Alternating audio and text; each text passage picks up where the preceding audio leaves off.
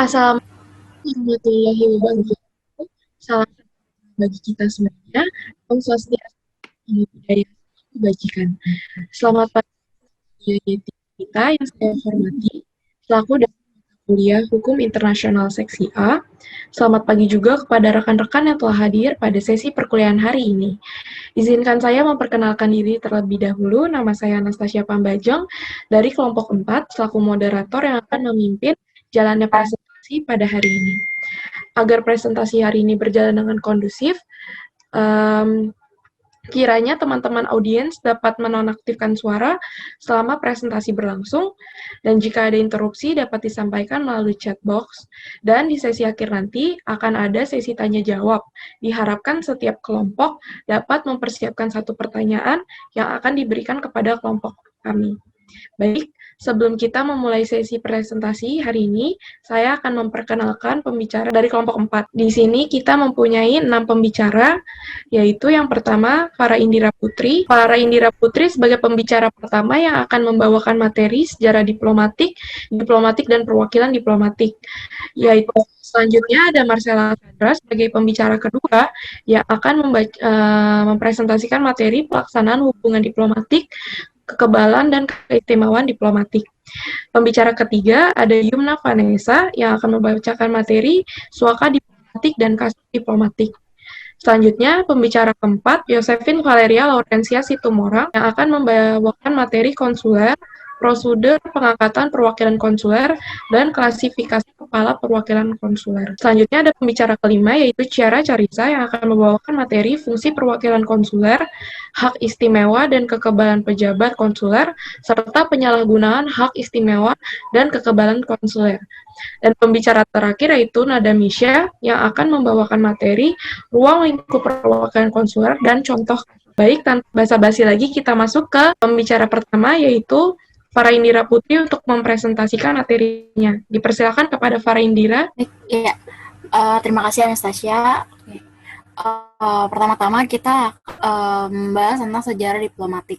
Nah, sejarah diplomatik itu pada zaman Mesir, India, dan Cina kuno sudah ditemukan beberapa bukti tentang adanya utusan diplomatik dan konsuler yang memiliki berbagai fungsi dan keistimewaan. Pada tahun 1979 Masehi, sudah ada perjanjian perdamaian yang dibuat oleh Ramses II dari Mesir dengan Hattusili II dari kerajaan Keta dengan menggunakan bahasa Akkadi atau Babylon. Raja Iskandar Agung juga pernah menjalin hubungan diplomatik dengan kerajaan Maurya di India. Di saat yang bersama, beberapa duta besar dari Yunani ditempatkan atau dipercayakan pada Raja Pataliputra. Kemudian ada pula pertukaran utusan antara Maharaja Asoka dengan pemerintah di negara-negara lain seperti Syria, Macedonia, Siprus, dan juga Mesir. Kaidah-kaidah pokok hukum diplomatik dibentuk oleh negara-negara seperti Romawi, Prancis, Yunani, dan Turki. Selain itu, kerajaan-kerajaan di wilayah Indonesia juga telah sejak lama melakukan hubungan diplomatik dan perdagangan dengan Cina. Hukum diplomatik dimulai dengan hukum kebiasaan yang telah berlaku sebelumnya, contohnya mengenai keistimewaan dan kekebalan para duta besar. Hal ini dikarenakan duta besar adalah orang yang dianggap atau diperlakukan dengan istimewa. Nah, sejarah hukum diplomatik kemudian bergulir dengan adanya perjanjian Westphalia, yang merupakan awal perkembangan hukum diplomatik. Sejak saat itu, perwakilan diplomatik kemudian bersifat permanen. Utusan-utusan diplomatik kemudian mulai diangkat, dikirimkan, dan dipercayakan pada negara lain.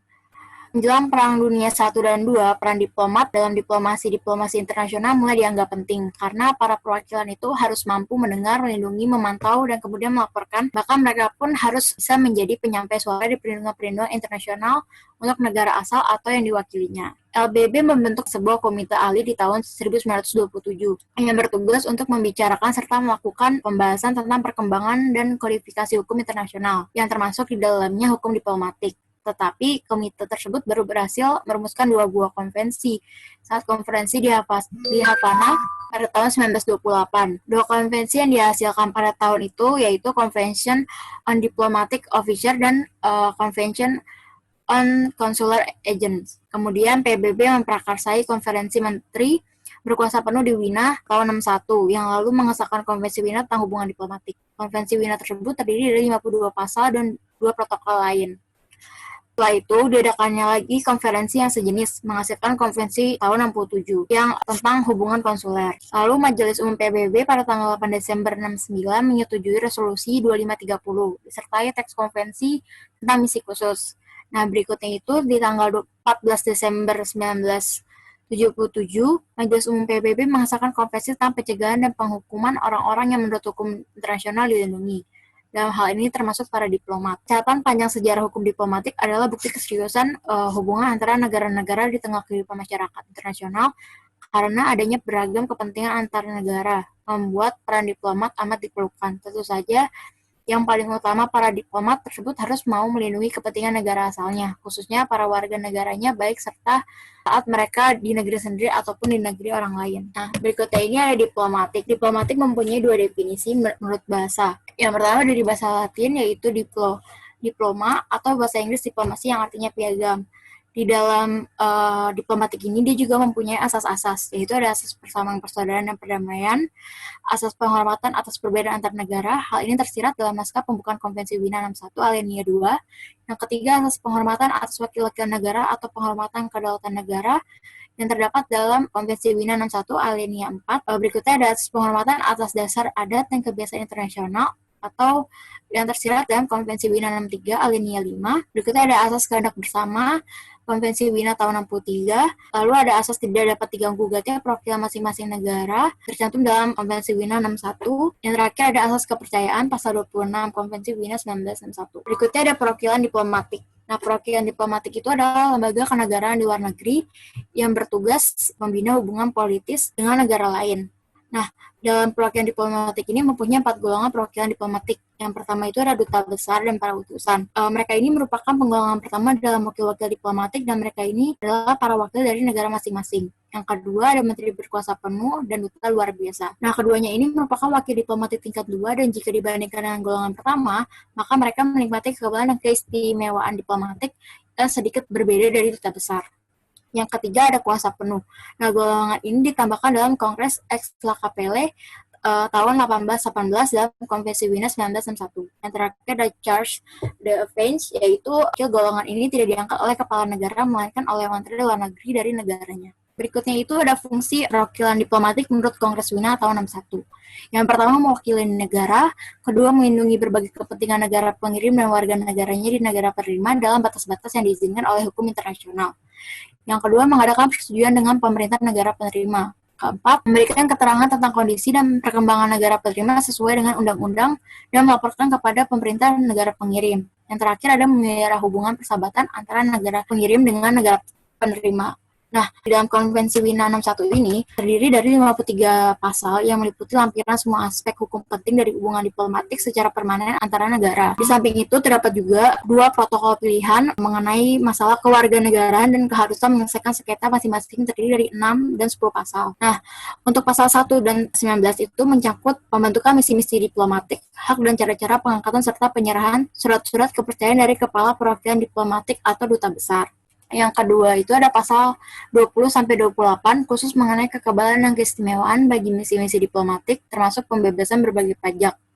Berikut pasal 29-36 itu mengenai kekebalan dan keistimewaan yang diberikan kepada para diplomat dan staf lain. Ada pasal 37-47 itu juga menyangkut kekebalan dan keistimewaan bagi anggota keluarga para diplomat dan staf pelayanan yang bekerja pada mereka. Dan yang terakhir ada pasal 48-53 itu berisi tentang berbagai ketentuan mengenai penandatanganan, aksesi, ratifikasi, dan mulai berlakunya konvensi tersebut. Lalu berikutnya ini ada perbedaan diplomatik dan konsuler. Kalau di diplomatik itu, dia itu berhubungan dengan politik, memperjuangkan kepentingan nasional negara pengirim di negara penerima atau publik.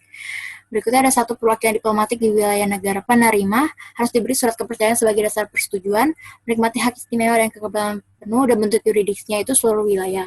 Sedangkan kalau konsuler itu dia tidak berhubungan dengan politik, boleh dibuka lebih dari 1 perwakilan konsuler, melindungi warga negara pengirim di negara penerima atau keperdataan, cukup diberi izin dari negara penerima sebagai dasar penyelenggara fungsi konsuler, hak istimewa dan kekebalannya terbatas, dan untuk yurisdiksinya hanya beberapa daerah berdasarkan kesepakatan. Nah, selain mempunyai perbedaan, diplomatik dan konsuler itu juga memiliki persamaan. Di antara lain, yang pertama, pembukaan hubungan diplomatik antar negara didasarkan atas persetujuan bersama, sehingga dengan dibukanya hubungan diplomatik sekaligus sudah dianggap menyepakati pembukaan perwakilan konsuler. Lalu ada meskipun pejabat kantor konsuler bukan perwakilan negara, tetapi tetap menikmati hak istimewa dan kekebalan yang bersifat terbatas.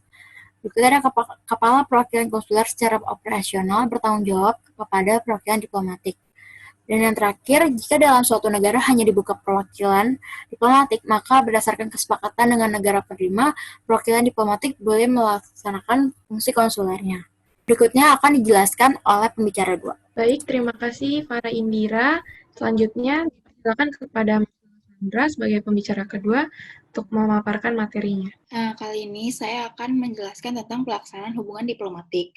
Pembukaan perwakilan diplomatik. Setiap negara yang merdeka dan berdaulat mempunyai hak legasi. Hak legasi dibagi dua, aktif sama pasif. Hak legasi aktif itu yaitu hak suatu negara untuk mengakreditasikan wakilnya ke negara lain. Kalau hak legasi pasif yaitu hak kewajiban untuk menerima wakil-wakil dari negara asing.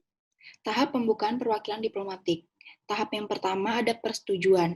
Kesepakatan tersebut harus dalam bentuk untuk membuka hubungan diplomatik dan kesepakatan untuk membuka perwakilan tetap. Pembukaan hubungan diplomatik dengan suatu negara dan pembukaan perwakilan tetap suatu negara merupakan dua hal yang berbeda. Suatu negara dapat melakukan hubungan diplomatik, tetapi belum tentu langsung membuka perwakilan tetap. Tahap yang kedua ada penyerahan surat kepercayaan. Surat ini dikeluarkan oleh Presiden atau Kepala Negara perwakilan tersebut dan Kementerian Luar Negeri sebagai saksinya, kemudian dikirim ke negara penerima. Isi dari surat kepercayaan yang pertama ada pemberitahuan penunjukan, permohonan agar kepada perwakilan tersebut dipercayai, masa bakti, dan daftar anggota perwakilan, alamat tempat tinggal, status perwakilan, dan nama anak plus istrinya. Yang ketiga, penerimaan di negara penerima. Setelah tiba harus segera memberitahu kedatangannya kepada Kementerian Luar Negeri negara penerima. Penyerahan surat kepercayaan pada saat upacara penerimaan. Kopi surat kepercayaan diserahkan kepada Kementerian Luar Negeri negara penerima. Klasifikasi pejabat diplomatik. Menurut Konvensi Wina tahun 61, pasal 14, klasifikasi diplomatik dibagi 3. Yang pertama, para duta besar atau nuntius, yang akreditasinya kepada kepala negara dan para kepala perwakilan lain yang sama pangkatnya. Yang kedua, para utusan, duta, dan internuntius yang akreditasinya kepada kepala negara. Yang ketiga, para kuasa usaha yang diakreditasikan kepada Menteri Luar Negeri yang terdiri dari dua golongan. Yang pertama, kuasa usaha tetap dan kuasa usaha sementara. Berakhirnya misi diplomatik. Menurut pasal 43 Konvensi Wina, berakhirnya itu yang pertama, adanya pemberitahuan dari negara pengirim kepada penerima bahwa tugas dari pejabat diplomatik itu telah berakhir. Yang kedua, adanya pemberitahuan dari negara penerima kepada negara pengirim bahwa negara tersebut menolak untuk mengakui seorang pejabat diplomatik sebagai anggota perwakilan. Topik yang kedua, kekebalan dan keistimewaan. Pengertian kekebalan dibagi dua, ada kekebalan immunity sama kekebalan tidak dapat diganggu-gugat. Yang pertama itu immunity, kekebalan terhadap yurisdiksi negara penerima, baik yurisdiksi hukum perdata, hukum administrasi negara, dan hukum pidana. Kalau yang kedua tidak dapat diganggu-gugat, itu maksudnya kekebalan terhadap alat-alat kekuasaan negara penerima dan segala gangguan yang merugikan material, jiwa, maupun kehormatan. Yang kedua, keistimewaan. Keistimewaan itu berbagai hak istimewa yang melekat pada diplomat di negara penerima. Contohnya, pembebasan dari pajak, bea cukai, pemberian jaminan sosial, wajib militer di negara penerima. Dasar teoritis dan yuridis kekebalan dan keistimewaan diplomatik. Yang pertama, dasar teoritis. Dasar teoritis ini ada 3. Yang pertama, teori extraterritoriality. Yang pertama itu, teori ini beranggapan bahwa meskipun para diplomat secara konkret tinggal di negara penerima, tetapi secara yuridis ia tetap tinggal di negara pengirim. Artinya, jadi wakil diplomatik itu tidak takluk pada hukum negara penerima, tetapi tetap takluk pada negara pengirim. Yang kedua, teori representatif karakter.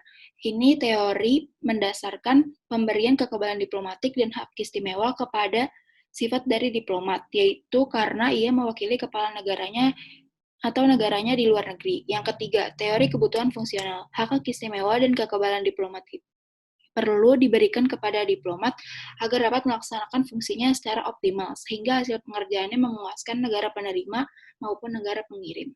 Yang kedua ada dasar yuridis. Ketentuan-ketentuan yang mengatur tentang hak kekebalan dan hak istimewa dalam Konvensi Wina dalam pasal 22 sampai 31. Yang kedua, ketentuan tentang hak istimewa dan kekebalan gedung perwakilan beserta arsip-arsipnya ada di pasal 22, 24, dan 30. Yang ketiga, ada ketentuan hak-hak istimewa dan kekebalan mengenai pekerjaan atau pelaksanaan tugas dari wakil diplomatik itu ada di pasal 25, 26, dan 27. Yang keempat, ketentuan hak istimewa dan kekebalan mengenai pribadi perwakilan diplomatik ada di pasal 29 sampai 31. Selain di Konvensi Wina ini, dibutuhkan juga perjanjian bilateral antara negara yang merupakan pelaksanaan pertukaran diplomatik tersebut sebagai dasar pelaksanaan kekebalan dan hak istimewa diplomatik. Mulai berlakunya kekebalan dan keistimewaan diplomatik. Yang pertama dimulai sejak negara penerima memberikan agreement. Yang kedua, setelah diterimanya di negara penerima atau setelah menyerahkan surat kepercayaan. Yang ketiga, sejak diplomat memasuki wilayah negara penerima dalam rangka melaksanakan fungsi resminya. Berakhirnya kekebalan dan keistimewaan diplomatik. Yang pertama, saat mereka sudah kembali ke negaranya masing-masing. Yang kedua, masa jabatannya telah berakhir. Yang ketiga, adanya pelanggaran. Yang keempat, meninggal dunia. Selanjutnya akan dibacakan oleh Yumna. Baik, terima kasih Marcella Sandra atas materinya. Selanjutnya akan dilanjutkan oleh Yumna. Pembicara 3, dipersilakan Yumna. Baik, terima kasih. Langsung saja, selanjutnya kita masuk ke suaka diplomatik. Apa sih suaka diplomatik? Suaka yang dalam bahasa asing disebut asylum itu adalah suatu bentuk perlindungan yang diberikan oleh suatu negara kepada warga negara lain yang terancam keselamatannya. Di dalam DUHAM 1948, dalam pasal 14-nya menyatakan bahwa setiap orang mempunyai hak untuk mencari suaka dan menikmatinya di negara lain atas permintaan yang diajukan. Pemberian suaka atas dasar DUHAM 1948 ini merupakan tindakan damai dan kemanusiaan, dan oleh karena itu tidak dapat dianggap sebagai tindakan yang tidak bersahabat oleh negara manapun. Selanjutnya, dalam hukum internasional, secara umum negara tidak diakui untuk memberikan suaka di dalam gedung perwakilan asing. Suaka hanya dapat diberikan di gedung perwakilan asing untuk 3 hal yang luar biasa, yaitu untuk sementara waktu, apabila pencari suaka secara fisik dalam bahaya karena adanya kekerasan massal atau seseorang yang dalam bahaya karena melakukan kegiatan politik melawan negara setempat. Lalu apabila di negara itu terdapat kebiasaan yang sudah lama diakui dan bersifat mengikat. Dan yang terakhir apabila terdapat perjanjian khusus antara negara setempat penerima suaka berasal dan negara tempat gedung perwakilan berada. Next.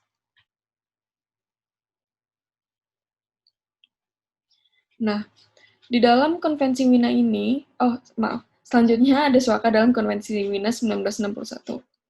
Di dalam Konvensi Wina ini tidak ada ketentuan-ketentuan yang mengatur suaka secara khusus. Konvensi Wina tidak mengenal suaka sebagai salah satu fungsi dari misi diplomatik. Namun, dalam pasal 41 ayat 3-nya menyatakan bahwa pada dasarnya tidak mengizinkan gedung perwakilan diplomatik digunakan untuk kepentingan di luar fungsi diplomatik, kecuali ada persetujuan khusus. Rumusan dalam pasal ini dibuat agar memungkinkan suaka diplomatik diberikan baik atas dasar instrumen yang ada maupun hukum kebiasaan. Untuk instrumen yang ada, dapat diambil dari sebagai contoh misalnya Konvensi Caracas 1954, yang dimana memberikan hak kepada para pihak untuk memberikan suaka di wilayah negara-negara pihak lainnya. Konvensi Caracas ini adalah satu-satunya perjanjian yang mengakui pemberian suaka. Dalam hukum kebiasaan atau kebiasaan internasional, pemberian suaka oleh suatu negara tidak perlu diartikan sebagai tindakan permusuhan, karena hal tersebut untuk melaksanakan hak kedaulatan teritorialnya. Jadi, negara asal si pengungsi ini tidak boleh menganggap kalau penerimaan suaka dari negara yang melindungi pengungsi sebagai tindakan bermusuhan, karena negara tersebut hanya melaksanakan hak kedaulatan teritorialnya. Selanjutnya ada perbedaan suaka teritorial dan suaka diplomatik. Nah, dalam berbagai literatur hukum internasional, suaka itu dibagi dua, suaka teritorial dan suaka diplomatik. Suaka teritorial merupakan kewenangan negara untuk memperbolehkan pengungsi masuk atau tinggal di bawah negara tersebut, yang juga berarti di bawah pelindungannya. Sebaliknya, suaka diplomatik adalah suaka yang diberikan kepada seseorang yang meminta perlindungan di wilayah perwakilan diplomatik negara asing. Jadi intinya, kalau suaka teritorial, si pengungsi dilindungi di negara tersebut, di negara yang ia minta suakanya. Kalau suaka diplomatik, si pengungsi dilindungi di kedutaan negara asalnya yang berlokasi di negara asing tersebut berada. Next. Oke. Selanjutnya saya akan beri contoh kasus diplomatik yang lebih mengarah ke suaka. Sebelumnya, ada yang kenal dengan nama Edward Snowden? Atau ada yang pernah nonton film Snowden? Nah, film Snowden ini berdasarkan dari kisah nyata seorang mantan karyawan NSA dan CIA yang bernama Edward Snowden. Secara singkat, pada tahun 2009 pindah dari CIA ke NSA. NSA itu Badan Keamanan Nasional di Amerika. Di tahun 2013, pada saat ia bekerja di sana, ia melihat cara kerja NSA yang sangat melanggar kode etik. Salah satu contoh yang dilakukan mereka adalah mengakses gadget atau alat elektronik warga tanpa sepengetahuan mereka. Atau kasarnya, mereka memata-matai warga negara sendiri dan juga warga negara asing. Selain itu, NSA juga memata-matai 38 kedutaan di keliling dunia. Nah, Snowden secara bertahap menjadi kecewa melihat itu semua, dan dia mencoba untuk mengungkap masalah ini kepada atasannya, tetapi diabaikan. Karena itu, pada tanggal 20 Mei 2013, Snowden terbang ke Hong Kong setelah meninggalkan pekerjaannya di NSA. Dan pada awal Juni, ia mengekspos ribuan dokumen rahasia NSA kepada jurnalis-jurnalis. 20 hari setelah pengeksposan itu, Departemen Kehakiman Amerika Serikat membuka segel dakwaan terhadap Snowden dari 2 dakwaan, yaitu melanggar Undang-Undang Spionase dan pencurian properti pemerintah. Setelah itu, Departemen Luar Negeri mencabut paspornya. Karena paspor Snowden dicabut, ia terjebak di Bandara Hong Kong selama 1 bulan lebih. Di saat itu, Rusia diberitahukan bahwa seseorang yang ingin melawan pelanggaran HAM, yaitu si Snowden ini, ingin mencari suaka di Rusia.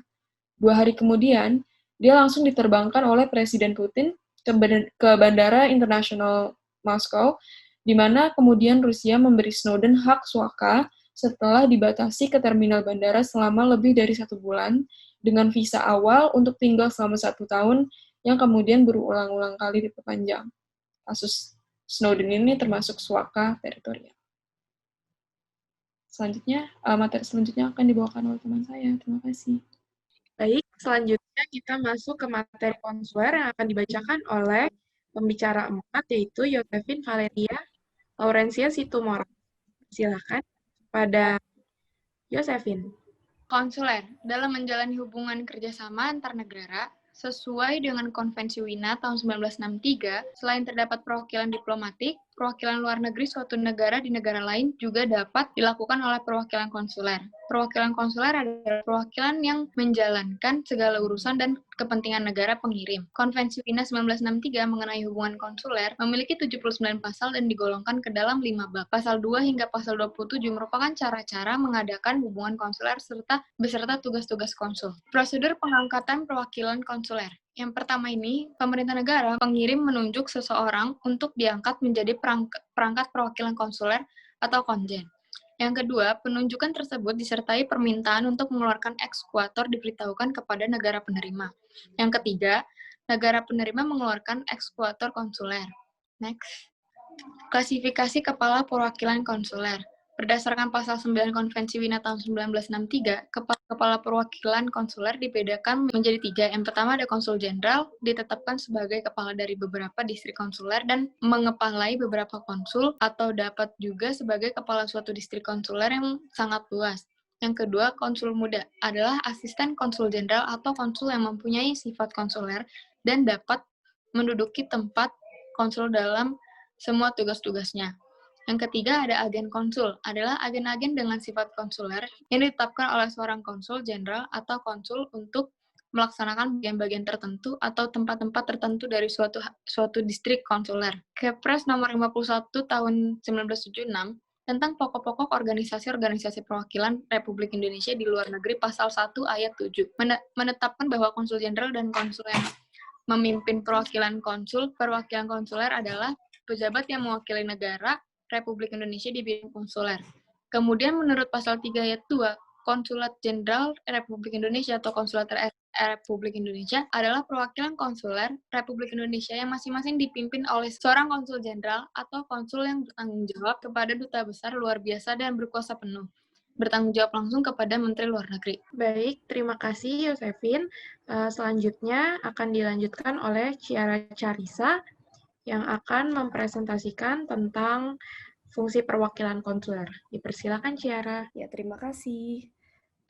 Sekarang saya langsung saja menjelaskan mengenai fungsi perwakilan konsuler. Nah, sebagai orang yang ditugaskan sebagai wakil negara, maka pejabat konsuler memiliki beberapa fungsi yang diatur dalam Konvensi Wina tahun 1963, yaitu yang pertama ada melindungi kepentingan negara, pengirim, dan kepentingan warga negara yang berada di negara penerima. Yang kedua itu memajukan hubungan niaga, ekonomi, kebudayaan, dan ilmu pengetahuan.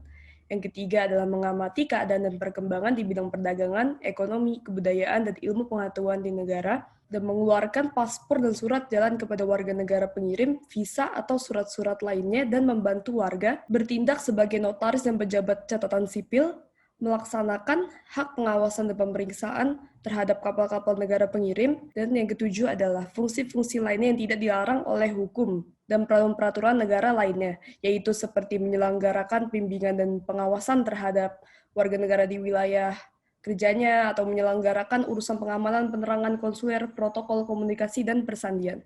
Dalam menjalankan berbagai fungsi dan tugasnya di mana para konsul bertindak sebagai wakil negara, maka mereka diberikan pelayanan terbaik dari negara penerima, dan juga diberikan beberapa hak istimewa dan kekebalan yang hanya dimiliki oleh negara pejabat konsuler. Hak dan istimewa dan kekebalan para pejabat konsuler seperti yang tercantum dalam Konvensi Wina tahun 1963 adalah sebagai berikut. Yang pertama adalah ada kekebalan kantor konsuler. Kantor konsuler tidak boleh diganggu-gugat, dan sama halnya dengan kantor diplomat, kantor konsuler tidak boleh dimasuki oleh para petugas negara tanpa seizin dari kepala pejabat konsuler. Dengan demikian, negara penerima dituntut untuk melakukan berbagai tindakan yang dianggap perlu untuk menjaga dan menjamin perlindungan terhadap kantor konsuler. Selain menjaga kantor-kantor konsuler, negara penerima dan berkewajiban untuk melindungi tempat-tempat kediaman para pejabat konsuler. Perlindungan terhadap kantor-kantor konsuler secara lebih diatur dalam pasal 31 Konvensi Wina tahun 1163. Nah, yang kedua itu adalah kekebalan alat komunikasi dan kekebalan alat berkomunikasi. Artinya, suatu konsulat diberikan kebebasan dalam berkomunikasi dan menggunakan alat-alat komunikasinya sendiri. Juga konsulat dibebaskan untuk menggunakan kurir, kantong konsulat dibebaskan untuk menggunakan kurir, dan kode atau sandi rahasia dalam berkomunikasi. Yang ketiga, itu kekebalan pribadi pejabat konsuler. Artinya, seorang konsul diberikan kekebalan pribadi di mana ia yang bertugas sebagai wakil dari pemerintah negaranya harus dilindungi dan menjalankan tugas-tugasnya. Resminya, perlindungan terhadap diri pejabat konsuler bertujuan untuk menunjang dan memperlancar para pejabat konsuler dalam menjalankan segala tugasnya. Maka negara penerima berkewajiban untuk melindungi para pejabat konsuler. Yang keempat itu ada kekebalan fiskal. Yang dimaksud dalam Konvensi Wina tahun 1963 adalah kekebalan terhadap pungutan pajak bagi gedung-gedung yang digunakan oleh pejabat konsuler. Gedung yang dimaksud dalam hal ini selain kantor konsulat adalah tempat kediaman. Jadi gedung, rumah, atau tempat yang dimiliki atau disewa oleh negara pengirim dibebaskan dari pungutan pajak. Tetapi hal ini tidak berlaku bagi penggunaan jasa, seperti pungutan terhadap jasa air dan listrik. Yang kelima, itu ada pembebasan dari pembayaran pajak pribadi, di mana pejabat konsuler dibebaskan dari pungutan pajak langsung, yang dipungut oleh pemerintah negara setempat maupun pemerintah daerah tempat ia berada. Alasan dari pembebasan pajak ini adalah pajak langsung adalah pajak yang diwajibkan bagi penduduk setempat. Jadi pajak tersebut tidak semestinya dipungut dari seorang asing yang kebetulan berada di tempat tersebut karena sedang melaksanakan tugas. Tetapi untuk pungutan pajak tidak langsung seperti pungutan terhadap pajak makanan, barang, atau jasa yang tetap dikenakan bagi pejabat konsuler. Nah, yang terakhir itu adalah pembebasan bea masuk, di mana barang-barang yang diimport oleh negara pengirim untuk kepentingan resmi konsulat dibebaskan dari bea masuk dengan alasan bahwa barang-barang tersebut adalah milik negara pengirim dan digunakan untuk kepentingan resmi negara pengirim. Untuk itu, bebas dari yurisdiksi negara penerima. Tetapi terdapat beberapa persyaratan yang diberikan oleh negara penerima demi melindungi kepentingannya. Seperti yang telah diuraikan di atas bahwa pejabat konsuler diberikan hak istimewa dan kekebalan dalam menjalankan tugasnya, maka dalam pelaksanaan yang sering ditemui celah dan akhirnya tak istimewa, hak istimewa dan kekebalan tersebut disalahgunakan. Dalam hal ini, penyalahgunaan hak istimewa dan kekebalan seperti yang diberikan pada diplomat negara penerima, setiap waktu dan tanpa penjelasan dapat memberitahu negara pengirim bahwa kepala perwakilan atau salah seorang anggota staf diplomatiknya adalah persona non grata. Nah, yang dimaksud dalam persona non grata di sini adalah merupakan sebuah istilah dalam bahasa Latin yang dipakai dalam perkancahan politik dan diplomasi internasional. Orang yang dipersona non grata kan biasanya tidak boleh hadir di suatu tempat atau negara apabila ia sudah berada di negara tersebut. Maka ia harus diusir dan dideportasi menurut pasal 9 Konvensi Wina tentang hubungan diplomatik negara penerima dan dapat menyatakan status persona non grata kapan saja harus menjalankan alasan keputusannya. Dan karena itu harus dipanggil kembali atau mengakhiri tugasnya di perwakilan. Di samping itu, berbeda dengan pejabat diplomatik, pejabat konsuler tidak selalu kebal dari yurisdiksi peradilan lokal, sipil maupun kriminal. Namun, praktik negara pada umumnya mengetahui bahwa seorang konsul yang melakukan suatu perbuatan dalam pelaksanaan tugasnya secara resmi tidak dapat dituntut dan dibebaskan dari yurisdiksi lokal. Alasannya ialah seorang konsul yang melaksanakan tugas-tugasnya bertindak atas negara pengirim, dan karena itu tidak bisa dituntut tanpa izin negara yang bersangkutan. Prinsip ini kemudian ditegaskan oleh pasal 43 ayat 1 konvensi.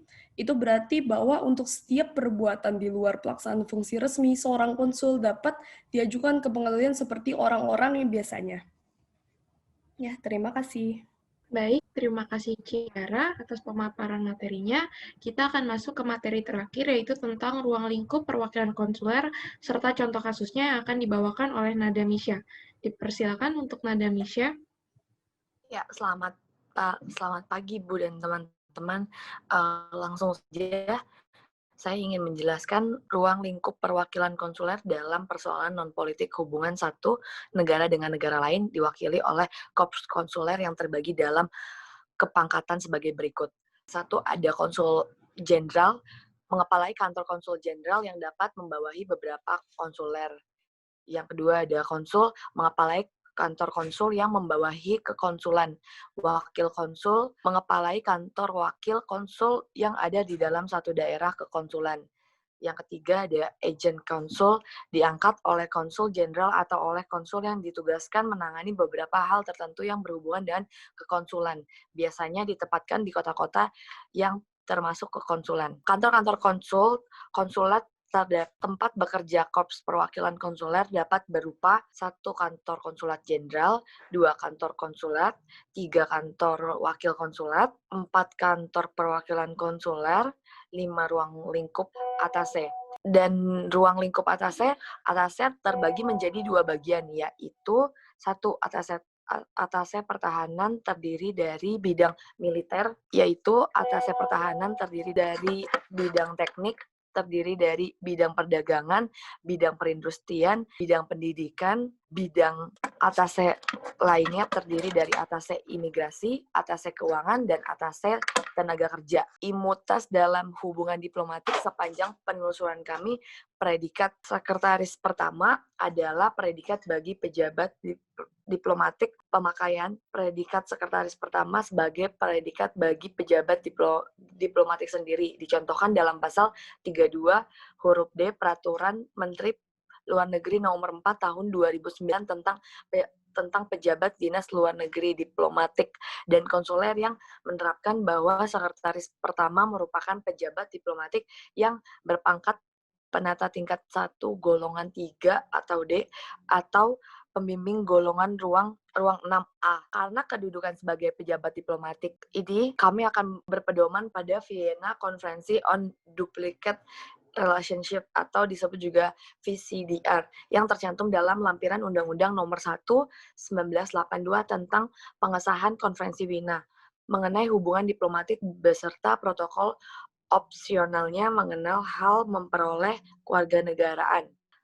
Adapun pasal 1 yang berisikan diplomat agent is the head of the mission of member of the diplomatic staff of the mission. Jika diterjemahkan secara bebas, maka sekretaris pertama kedutaan yang Anda maksud merupakan bagian dari staf diplomatik yang mendapatkan imunitas dari hukum atau yudiksi pidana negara tempatnya ditugaskan. Di Indonesia, hukum pidana yang dimaksud seperti Kitab Undang-Undang Hukum Pidana atau KUHP atau Undang-Undang Nomor 22 Tahun 2009 tentang Lalu Lintas dan Angkatan Jalan atau disebut UULLAJ jika terkait dengan pelanggaran lalu lintas, namun staf diplomatik tersebut tidak dikecualikan atas keberlakuan hukum negaranya sebagaimana ditegaskan dalam pasal 31 ayat 4 VCDR atau yang berisikan the immunity of diplomatic agent from the jurisdiction of the receiving states does not exempt him from the jurisdiction of the sending state. Lebih lanjut pasal 32 ayat 1 dan 2 VCDR menjelaskan ganti kerugian secara perdata lebih lanjut merujuk kepada ketentuan pasal 31 ayat 1. Patut diperhatikan bahwa imunitas keperdataan administrasi juga berlaku kecuali jika perbuatan terkait keberandaan tidak bergerak milik pribadi dalam wilayah negara tempatnya bertugas, kecuali ia menguasai benda tersebut atas nama dan untuk negaranya. Perbuatan terkait dengan sukses di mana yang bersangkutan terlibat sebagai eksekutor, administrator, atau ahli waris sebagai orang perorangan dan bukan atas nama untuk negaranya. Perbuatan terkait aktivitas profesional atau komersil di luar fungsi resminya. Jadi, menurut hemat saya, imunitas perdata ini dapat dikecualikan ketika sekretaris pertama yang Anda maksud melanggar lalu lintas dan melukai polisi lalu lintas dalam perjalanan untuk melaksanakan kegiatan di luar fungsinya sebagai pejabat diplomatik. Jika demikian, maka sekretaris pertama tersebut dapat dimintakan ganti kerugian secara keperdataan atas dasar pasal 13 tem 5 Kitab Undang-Undang Hukum Perdata yang berbunyi tiap perbuatan yang melanggar hukum dan membawa kerugian kepada orang lain mewajibkan orang yang menimbulkan kerugian itu karena kesalahan untuk mengganti kerugian tersebut. Munir Fuadi dalam buku Perbuatan Melawan Hukum, pendekatan kontemporer mengenai bahwa unsur melawan hukum meliputi salah satu perbuatan melanggar undang-undang yang berlaku. Jika sekretaris pertama Anda maksud memang melanggar KUHP dan atas UULLAJ, maka yang bersangkutan telah melanggar ketentuan undang-undang yang berlaku, sehingga dapat dimintakan ganti kerugian atas kerugian yang polisi lalu lintas atau pihak lain alami. Terima kasih. Baik, terima kasih Nada. Kita udah sampai nih di akhir presentasi pada hari ini. Terima kasih juga kepada semua pembicara dari pembicara 5 sampai ke 6. Sangat bagus banget pemaparan materinya. Nah, dari itu, saya akan memberi kesimpulan secara singkat supaya kita bisa lebih paham lagi materinya. Jadi, di diplomatik dan konsuler itu ternyata memiliki perbedaan dan juga persamaan. Di perbedaan itu, kalau diplomatik merupakan perwakilan secara politik, sedangkan kalau konsuler dan kalau di diplomatik harus diberi suatu kepercayaan sebagai dasar persetujuan, bisa menikmati hak istimewa dan kekebalan penuh, serta yuridiksinya adalah seluruh wilayah. Sedangkan konsuler hanya membutuhkan izin dari negara penerima sebagai dasar penyelenggaraan fungsi konsuler, memiliki hak istimewa dan kekebalan terbatas, dan yuridiksinya hanya beberapa daerah berdasarkan kesepakatan. Lalu, untuk persamaan diplomatik dan konsuler, yang pertama, pembukaan hubungan antar negara sama-sama didasarkan atas persetujuan bersama. Sehingga kalau hubungan diplomatik sudah dibuka, maka dianggap menyepakati pembukaan perwakilan konsuler juga. Selanjutnya ada pejabat konsuler. Pejabat kantor konsuler juga bisa menikmati hak istimewa dan kekebalan yang bersifat terbatas seperti yang sudah dijelaskan sebelumnya. Kepala perwakilan konsuler secara operasional bertanggung jawab kepada perwakilan diplomatik, dan yang terakhir ada hanya dibuka perwakilan diplomatik, maka berdasarkan kesepakatan dengan negara penerima, perwakilan diplomatik boleh melaksanakan fungsi konsuler.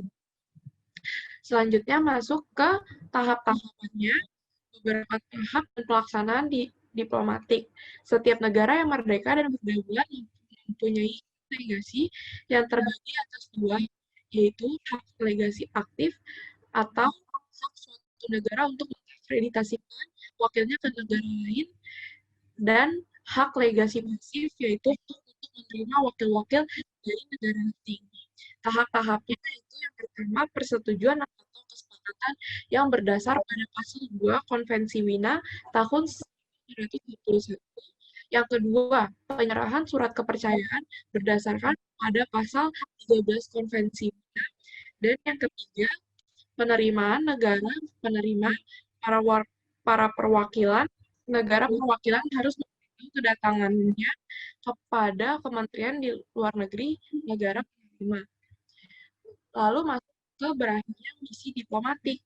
Berdasarkan pasal 43 Konvensi Wina, yaitu berakhirnya masa diplomatik apabila adanya pemberitahuan diri dari negara pengirim ke negara penerima bahwa tugasnya telah berakhir. Dan juga adanya pemberitahuan dari negara penerima ke negara pengirim bahwa mereka menolak untuk mengakui seorang pejabat diplomatik sebagai anggota perwakilannya. Lalu kita masuk ke fungsi perwakilan konsuler. Fungsi perwakilan konsuler itu ada 6. Yang pertama pastinya kepentingan negara pengirim dan kepentingan warga negara yang ada di negara penerima. Jadi kedua belah pihak. Lalu memajukan hubungan dari segala aspek seperti niaga, ekonomi, kebudayaan, dan ilmu pengetahuan. Mengamati, mengeluarkan paspor dan surat jalan, bertindak sebagai notaris dan pejabat catatan sipil, serta melaksanakan hak dan pengawasan. Masuk ke keistimewaan diplomatik. Selain kekebalan dan keistimewaan diplomatik, ada juga kekebalan dan keistimewaan konsuler, tapi mereka memiliki dasar yang berbeda. Adapun di dalam kekebalan dan keistimewaan diplomatik, yaitu 3 dasar dan dasar yuridis. Dasar yuridis itu mengenai ketentuan yang mengatur seperti pasal-pasal tentang hak keistimewaan dan kekebalan, serta teorinya ada teori exteriority, yang kedua ada representative character, dan yang ketiga ada teori kebutuhan fungsional. Dan dasar yuridisnya melalui Konvensi Wina tahun 1961. Kalau kekebalan dan keistimewaan konsuler tercantum dalam Konvensi Wina 1963, yaitu kekebalan kantor konsuler, kekebalan alat komunikasi dan kekebalan berkomunikasi, kekebalan pejabat konsuler, dan pembebasan dari pajak pribadi dan bea masuk. Dan yang terakhir, ruang lingkup konsuler, ada kantor konsulat jenderal, kantor konsulat, kantor wakil konsulat, dan kantor perwakilan konsuler.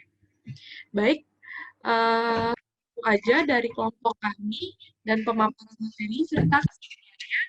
Terima kasih kepada rekan-rekan yang telah hadir, dan terima kasih juga kepada Ibu Natalia yang telah memberikan waktunya kepada kelompok kami. Sekian, terima kasih.